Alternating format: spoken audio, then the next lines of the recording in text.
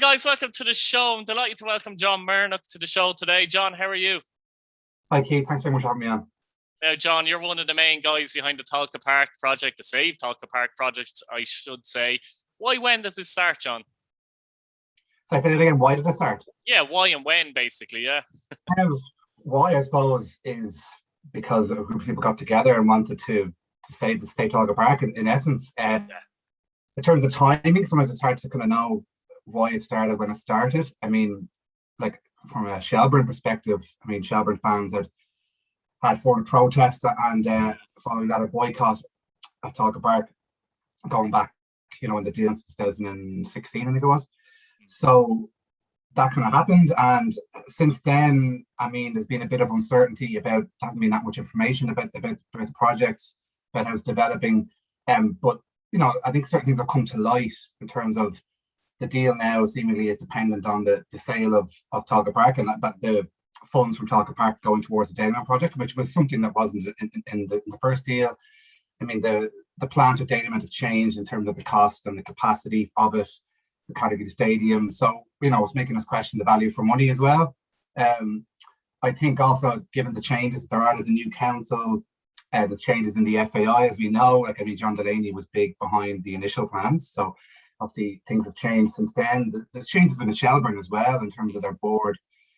Shells is in a much better place now than it was a few years ago. We've new ownership, we've investment, and the club is in a more settled position. So I think maybe there was a number of factors that gave, the football fans and residents and activists who got together, gave them reason for hope as to why, it was the right time in the last few months. Other things have changed, like there's a Dublin agreement, which was signed by a number of political parties on Dublin City Council, which basically looks to protect public land, the sale of public land, unless truly exceptional circumstances. So we're kind of looking at that and saying, well, hang on a second here, what's going on? So I think there was a number of kind of factors came together. As I said, there was always rumblings about this. It was a little more limited to a Shelbourne thing, I think. But now I think more people are kind of alarmed at selling recreational green space and selling in a start football ground. So that's what happened. And obviously we've been working for the last couple of months on our proposal, which is on savetolkapark.com. And the hard work has started in terms of getting the message out there and lobbying the people who we need to lobby in terms of councillors and engaging with the public and with locals as well. So that's where it's at. Is that the biggest thing for you, actually, is the support you're getting from the League of Ireland rather than particularly Shelbourne fans as such? Is that a big thing for you as well? Yeah, the support from the League of Ireland has actually been great. When I was certainly, I think still the case, but even more so when Chelsea winning Premier Division titles and do well in Europe, we weren't a very popular team or club amongst other League of Ireland fans. I think that's fair to say. But I think the reaction has been amazing. We've got nearly most clubs at this stage, in terms of supporters groups or individual fans, have kind of reached out and offered their support because, they're real football people as well. So, for instance, Shelbourne fans would hate to see Dalymount Park bulldozed and eradicated from the Irish football landscape. And I think other football fans see Tolka that way too. So, and not just because they understand how we feel as Shelbourne fans, but they've had great times at Tolka Park as well. There's been cup final replays, leagues won or big matches won in Tolka Park. So those clubs look at that and go, hang on a second here, we don't want to see that lost. And I remember seeing Rory O'Connor, who's an Irish independent journalist, but he's also involved with Bose, and he put something on Twitter there. He said it was the Riverside stand is the best acoustics of any stand in the country. And he would have been there supporting Bose many times, I'm sure. So, people appreciate a good stadium that's got rich heritage. It's there nearly 100 years, and it's great. It's great to get that support from the League of Ireland, even if they don't like us and when they played against us or whatever, but they still respect the stadium that we're in. I think as well, John, actually, the League of Ireland, it's kind of bigger than that. Obviously, there's rivalries, but there's League of Ireland fans that don't want to see bad things essentially happen in the League of Ireland. And from my point of view, Tolka Park was actually the first ground I went to as a League of Ireland fan. I think it was, 1995 or something like that. Shelbourne and Pats were playing. I think Pats nicked it 1-0 as far as I remember. It's a long time ago. But yeah, 1995, so you have that memory as well, of Tolka Park. That's still in my head. I'd remember that a lot more than, say, not a lot of other games throughout the years because it was the first game. I suppose the thing with Dalymount and Tolka is they're so close together, and you're right, the cost for Dalymount has spiraled out of control. I think they're talking about possibly 40 million, 35 at the moment. It could go up to actually do up that stadium. Do you think both stadiums potentially could be done somehow within the region of that, rather than just Dalymount for 40 million, but Tolka and Dalymount could be done for 40 million as a total package? Is that possible, do you think? Yeah, I mean, this is what we're talking about in terms of the 40 million. It's 35.6 at the moment, right? And that's before the vines have been finalised, before it should have been put in the ground. So you'd have to suspect it's going to be more. And I suppose part of the reason it's so expensive is because it's not even a refurbishment or redevelopment. It's a brand new build. They're bulldozing the whole thing. They're reconfiguring the site and building a brand new stadium on it. And I mean, whatever about getting a 10,000 seater for 20 million there, like, when are we going to start asking questions of a 6,000 seater category 3, not even category 4 for 35.6? I mean, it seems like this is a case of, well, the deal was agreed, it's all done, and and we have to plow on. But does it get to a stage where you say stop? Does it have to get to 50 or 60 million before we go, hang on a second here, let's cut a cloth here a bit? I mean, what we're saying is the 35.6 is dependent on 15 million from Tolka, right? So you're kind of talking, I'm not trying to say net spend, is not the right term, but 20 million, say. Yeah. Whereas if you put, our plan is 10.1 to 13.8 million for Tolka, which is between the 10% and a 50% contingency. So we're quite honest in terms of A, building in contingencies, and B, like it's a refurbishment. We're looking at keeping the two side main stands in Tolka largely as they are, because they are structurally sound as far as we know. So you're just talking about reseating, re-roofing as well, and some general repairs. So you can keep that stadium alive as it is to a great extent. I know people are saying it's had better days. Of course it has. Yeah, but so is Dalymount. Of course, yeah. That doesn't mean it needs to be bulldozed. This is the whole thing. It feels like this is a lazy option. So we're saying that you kind of modest refurbishment of both stadiums, and the reason for that is, as I said, we don't want to see Dalymount gone. That's what we're saying. Whereas the current plan goes from 2 historic, possibly really valuable community stadiums down to 1.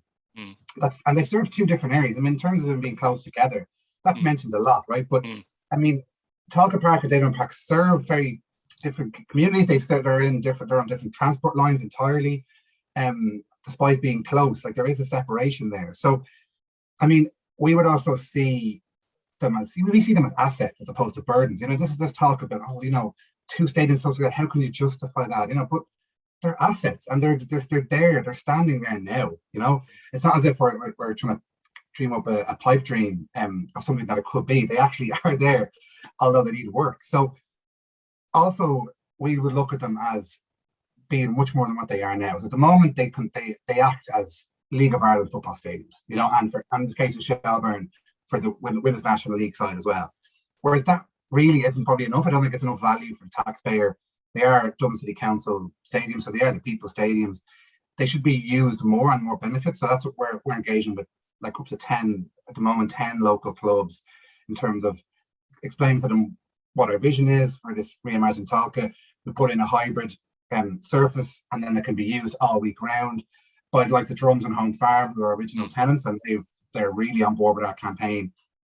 And therefore, you're actually getting great benefit out of them.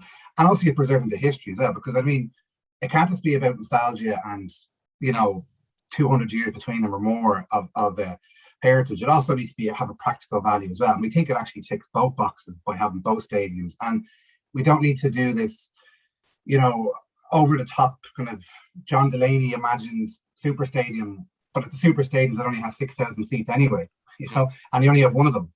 And it just doesn't seem to make any sense to us. No. Are there any developments actually since the presentation as such, John? I mean, yeah, plenty, but along the same lines of what we were doing, leading up to the launch. A lot of it is just we have to engage, we have to talk, we have to get our message out there to sell it. So, and that's across a wide spectrum of groups of people. So it's residents, be it as individuals or within residents groups, and trying to sell what we're planning there. It's local businesses, and we got a good few local businesses on board already, and they can see the benefits of having that community hub there for the area. It's probably one of the most important things, although the other things are important, is we need to convince Dublin City councillors and TDs and political representatives of the merits of what we're trying to push forward here. So Dublin City councillors need to vote to both rezone and sell that land. So that's where the key is, and that's not a done deal. I mean, this is, I mean, that's in their that's their democratic will of these councillors. So we've met with all the political parties now at this stage, bar I think one. We've met with independents. We've got a good bit of support. I think basically everyone we've spoken to, every single party or representative acknowledged what a good plan we've put together, really represented, etc.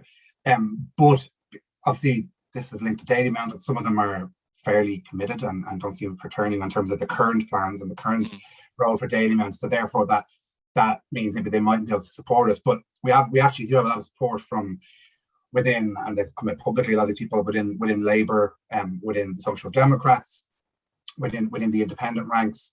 So there is support there. People for profit as well are very supportive of the campaign. So it's about trying to gather more support. And obviously the local clubs were, as I said, in terms of the locals, we're also engaging with local clubs as well. So that's going on. So there's all those developments. We've got the petition up to over 4,000, which is fantastic.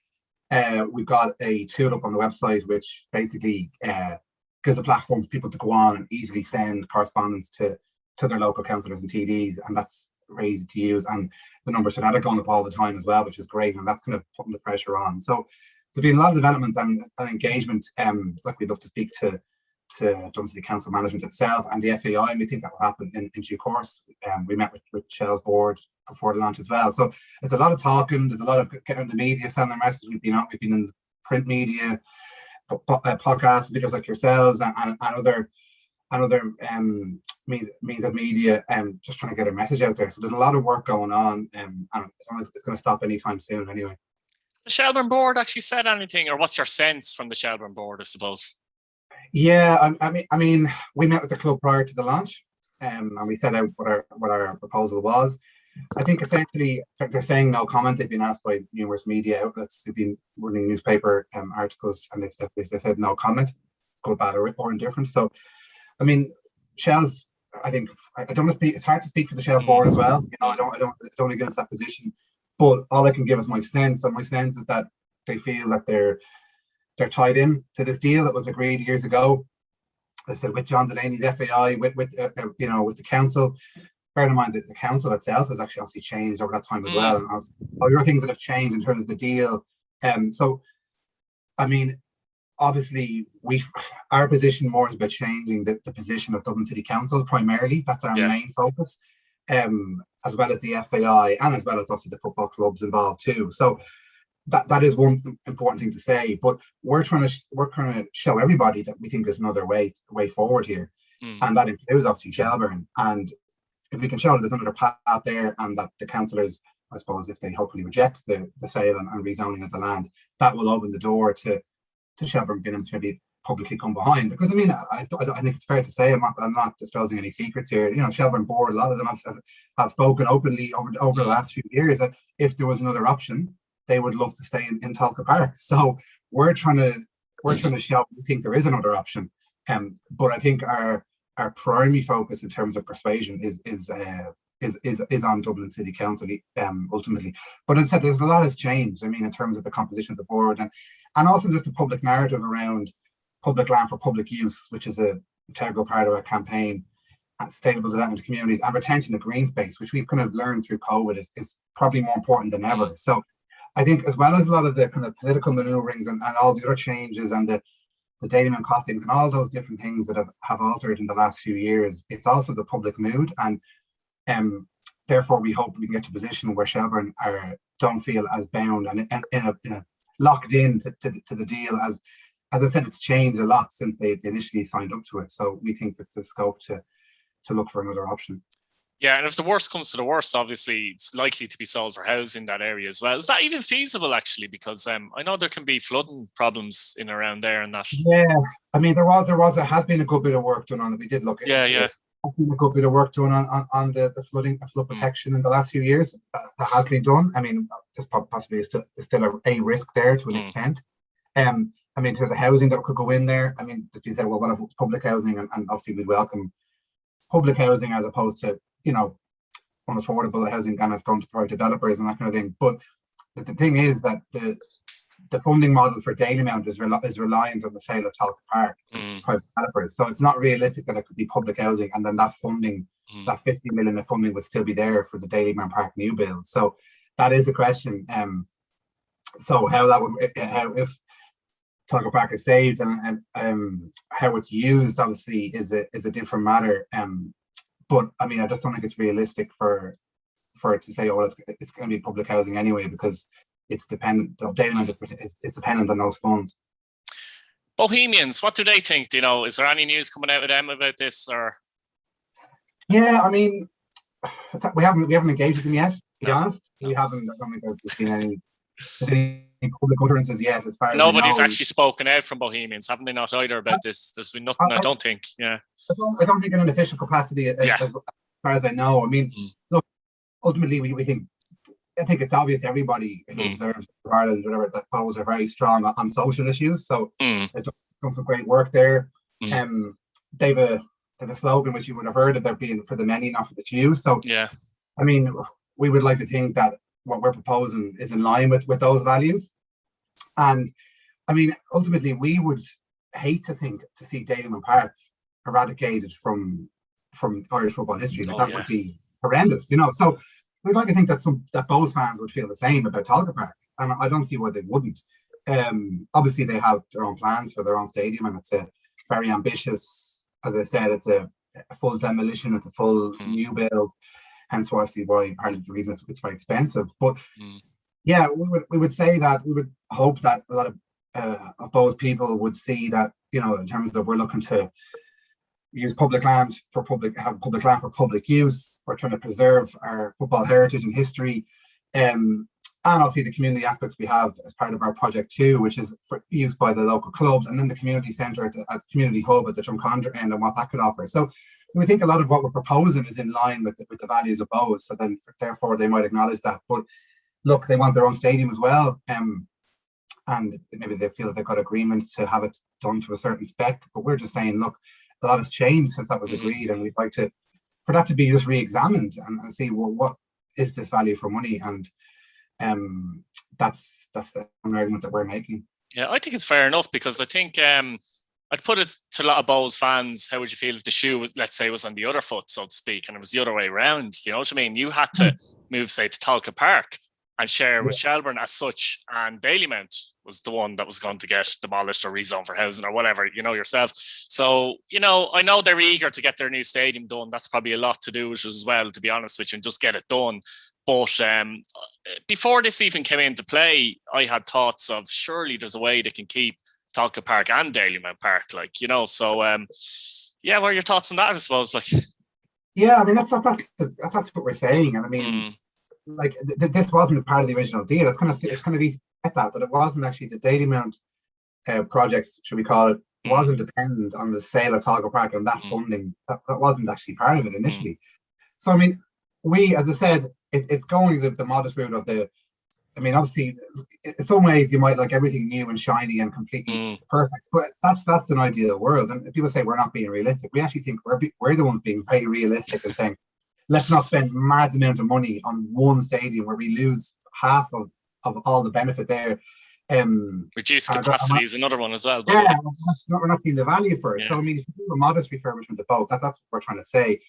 And I mean, it's their attention about, and without meaning to repeat myself, it's what you can get, the benefit of them too, is that one, it's preserving the history and the integrity of two of the most prestigious football stadiums in the country. Like that's what they are. You know, the things that have gone on at Dalymount Park and Tolka Park are incredible, and to lose that would just be absolute crime as far as we would see it. And that's for both. Not that goes for Dalymount as much as Shelbourne, but I suppose what part of what we're selling here is that it's what we need to. Both stadiums need to be used differently to what they are now. As I said, they're both league-run clubs, both league-run stadiums. Like we've engaged with Drums and Home Farm, and they're using facilities not in Drumcondra, and not even on Drumcondra, way, you know, in some cases way out by the airport and whatnot, renting facilities and substandard facilities in a lot of cases, and paying rental there. Whereas imagine if those clubs were to use Tolka Park, you know, on a hybrid surface.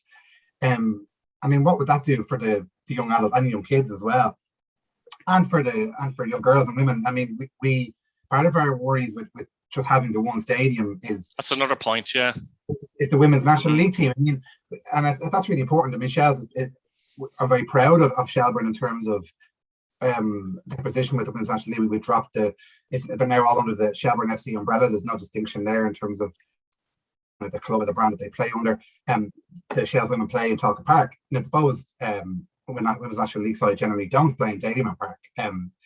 They generally play in Oscar Traynor Road. So we would fear, and as far as we're aware, information is that the women's teams haven't really been considered in this whole plan of going from 2 stadiums to 1. So we would ask the question: is there a risk that women's national league sides are going to be playing in substandard venues? And that, I mean, given like how far the women's game has come on the last few years, that would be a criminal backward step to go from that situation where it's getting off the ground, they're playing in a brilliant stadium at Tolka Park to playing in a really substandard venue. So that's a concern we would have. And I mean, like we just see the benefit there in terms of from a football perspective, regardless of the community stuff. And we have a opening up the River Tolka access as well, and obviously the community hub, which I can talk a bit later. But I mean, if you had all these local clubs playing there, like, I mean, a lot of them are playing in St. Anne's Park, Albert College Park, like, you know, getting changed on the side of the pitch types of situation, you know, to bring them into a proper facility, proper stands and good changing room facilities, and just to say they played in Tolka Park. I mean, you know, yourself, if people play like play there in a charity game or what have you, like to say you played in Tolka Park, it's a big deal, you know, for Daleyman Park. So you're opening up so much more facilities there for the game, because like football is still we're still a poor relation of GA in terms of facilities. Like, I mean, I know like some clubs they've got investment and they've got really good setups and they've got AstroTurfs or 4G or whatever it is, and floodlight facilities and that kind of thing. But like a lot of clubs don't have that, you know what I mean? And a lot of clubs are, as I said, having to play away from where their roots are. Whereas there's a lot of clubs in that Condra, Marino, into Dublin Inner City, North Inner City area that we think could avail of Tolka where they aren't now, and they should be availing of it, because as I keep on saying, this is the people own the stadium. Really, it is done. It should be treated as such. It shouldn't be a Shelbourne stadium. Well, Shelbourne could be the anchor tenants. That's one thing. The use should be it should be way broader than that. The community hub, John, what exactly does that involve for people who don't know? Yeah, it's a fair question. Yeah, so we see in our proposal we do actually look at demolishing one area of the stand, which would be the Condra end stand at the moment, which is out of use anyway, because of the safety concerns with the stand at the moment, and building a new community hub. So that takes up that's the only thing. There's no kind of spectator seating there, only kind of for VIP and people with disabilities within that community hub. There's some seats you could have within it, but looking onto the pitch. But otherwise, it would be a community hub which would contain, and I say it could be. This is very, fluid in terms of what you could put in there. But we would see it that you would put in the likes of a creche, for instance, and obviously we know the pressure on childcare throughout the country for forever at this stage. You could have public toilets in there, which is another pressing issue. You could have an enterprise centre, which could have kind of hybrid remote working hubs. And obviously remote working is become a bigger thing, people not commuting into city centre offices and that kind of thing. You could have like a kind of a cafe or a centre for coffee mornings for local elderly groups and that kind of thing. So there's numerous things you could do with it. And we just think, I suppose, the thought behind this was that, again, it comes back to the fact that it's owned by this stadium is owned by Dublin City Council. It's owned by the people of the city, and at least it needs to provide for more than what it is now. And I think that's two-pronged from a sporting point of view, which we talked about with the hybrid pitch, but also the community and having more amenities there for the local community, so they're getting the benefit of the stadium, if they're not into sport. So that's the thinking behind that, and it's about giving a bit back there. Because I don't think really Tolka Park has really done that. I mean, I don't think it's really ever given enough back to the community, even in a sporting context, but particularly also in a non-sporting context, that it hasn't really been, that space hasn't been utilised properly. So that's the thinking there. And look, we think it's a great idea, and people we've said it to already are really behind it. I think it's very innovative, and it's very unusual to have a whole end of the stadium dedicated to that. You can also bring in kind of food stalls and food trucks as well on part of that area, beside the community hub too. And another benefit to the community hub would be that you could essentially have it generate an income of sorts. Now, obviously, it wouldn't be a money-making enterprise in a sense, but you'd have low rents for any sort of business that went on there, and those rents would go towards the upkeep of the stadium and the facility on an ongoing basis. But obviously, they would be at affordable low rents, really, just to recoup a bit of money back. So we think it's kind of financially sound and wise as well to do that. Before I let you go, John, Tolka Park, what does it mean to you personally as a fan? Oh yeah, I mean, hard to know where to start. I mean, I'm supporting Shells in terms of going to matches. Summer of '97, so I just turned 12. I went to see Shelbourne against Kilmarnock in the UEFA Cup game, and like that was it. I was hooked. Like, I kind of was a Shells fan on the TV, watching them in cup finals in the previous couple of years of that. But my first actual proper game was Kilmarnock, and like when you walk into the place, it's still got that proper stadium feel. It's just I mean, back then, Shells was like the first all-seater domestic stadium, Irish football, the first full stadium. So a lot of the history that goes with that as well, and it's just got that feel. And when you walk down, I'd be often coming from the Fairview direction a lot of years, coming from the other direction from work, and just when you approach up in the floodlights and just that buzz you get. I would still get that all these years later.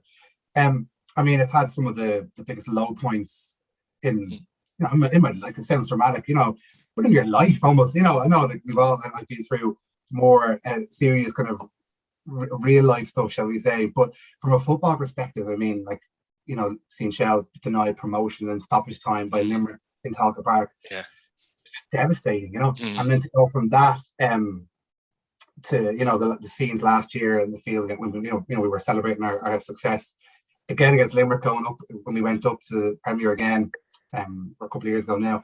And then as I think back to the European nights, I mean, it's cliche to say, but like, the Hajduk Split game was just it's hard to put into words. Incredible, absolutely incredible. It's the one that Dave Rogers scored a banger, wasn't it? Yeah. Dave Rogers volley, like, I mean, for that summer, for me and my friends, I mean, like, I was only just going 19, I think, that summer, and a lot of us went to all of the European away games. Like, we travelled Europe from whatever it was, July to September, and then back to Tolka for the home legs and dazing around then. And just big wins against big Dublin rivals and derbies and league games. And I mean, you must remember the good battles of Pats then back in the day. Oh, the Pats games.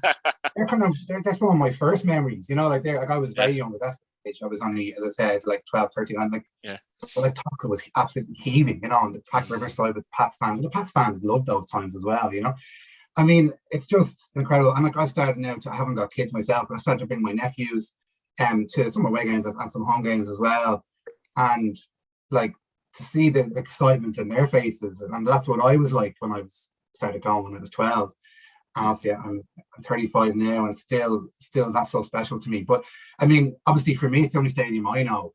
But even if you think of somebody, a Shells fan who's in their 50s or 60s or whatever, like, it's the stadium that they've been to the most as well, because we've been there since 1989.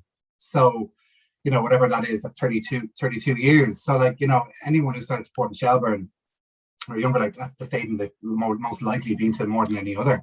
Would feel part of their soul ripped out in many ways, wouldn't it, though? Fairness. Oh, it would be tremendous. And I said, like, look, I'm very careful to say that this whole thing is way more than Shelbourne. It has to be. And it should be.